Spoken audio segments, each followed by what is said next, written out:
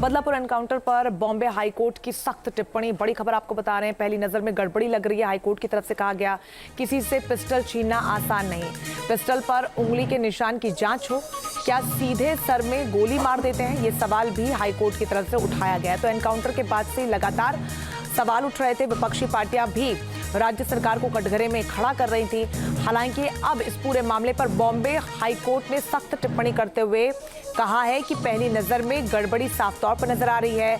किसी से पिस्टल छीनना आसान नहीं है, क्योंकि जिस तरीके से रूपरेखा यहां पर बताई गई कि सेल्फ डिफेंस में गोली चलाई गई है, उसके बाद अब ये सवाल खड़े हो रहे हैं। जो पिस्तौल है उस पर उंगली के निशान की जांच होनी चाहिए, हाईकोर्ट ने कहा। और कहा कि क्या सीधे सर में गोली मार देते, ये भी बड़ा सवाल उठाया, क्योंकि पुलिस की तरफ से जो टिप्पणी दी गई थी उसमें यही कहा गया था कि बंदूक लेकर पुलिस पर फायर करने की आरोपी कोशिश कर रहा था और उसके बाद सेल्फ डिफेंस में उस पर गोली चला दी गई। हालांकि परिवार वाले भी सामने आए, उन्होंने कहा कि जब हाथों में हथकड़ी है तो वो कैसे गोली चला सकता है। तो अब इस पूरे मामले पर हाईकोर्ट ने भी सख्त टिप्पणी की और कई बड़े सवाल उठाए और कहा कि अगर ऐसा हुआ भी था तो क्या सीधे सर में गोली मार देना जायज है। तो बदलापुर एनकाउंटर पर सियासत गर्मा चुकी है। तो वहीं बदलापुर एनकाउंटर मामले के बाद मुंबई में कई जगहों पर देवेंद्र फडणवीस के बैनर लगे हुए हैं, जिसमें लिखा हुआ है बदला पूरा।